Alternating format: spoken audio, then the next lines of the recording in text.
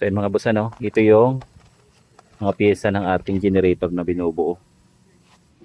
So dahil galing to sa junk, ito yung kanyang dating EBR. Ito naman yung bagong in-order natin. Tapos ito yung kanyang yung dating carbon brush, wala ng carbon. So nagbumili tayo ng bago. Tapos fuel cap para sa tangke. So pag gusto niyo nito mga boss, ano, ilalagay ko lang yung link nito sa comment o kaya diyan sa video para ma-direct kayo sa sealer. So kakabit na natin to dito mga boss. Gusto mo natin yan. Mga boss, ano, nalinis ko na yan yung kanyang pinaka nilalapatan ng carbon. Ayan yung dalawang yan. Tapos i-install na natin tong bagong carbon brush. Tapos try natin i-tester kung magko-connect siya. Natin. So yan, meron na siyang reading mga boss. Yan, meron tayong nakuhang reading, ibig sabihin goods na yung supply nito. May contact na siya. Yung regulator, kabit na natin.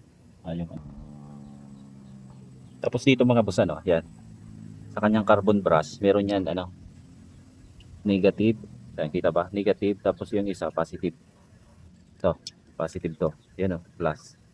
So yung negative. Then lalagay natin itong positive dito sa positive, yung kulay pula. Lagay natin.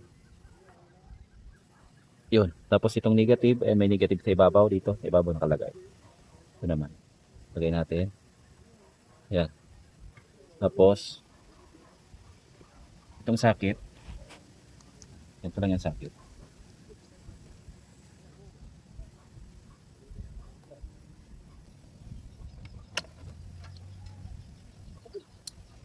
Yan. Tapos ito ground. Ground tumabos. Yan natin sa ground.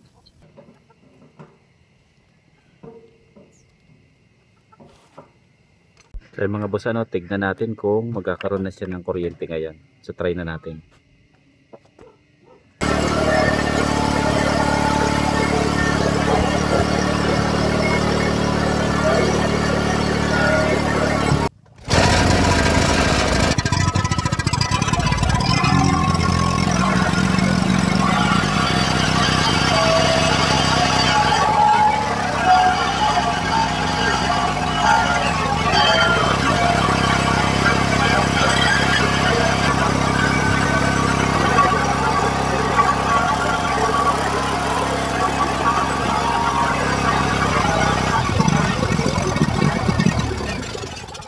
Parang gas. So ayun mga boss, ano, okay naman na siya, meron na siyang output. Pinalitan natin ng bagong EBR, carbon brush. Tapos yung tangke na lang, maglilinis kami. Tapos ipipix to kasi naghiwalay na yung mga ano niya, yung mga damper, naghiwa-hiwalay na siya. So pero goods na yung andar niya.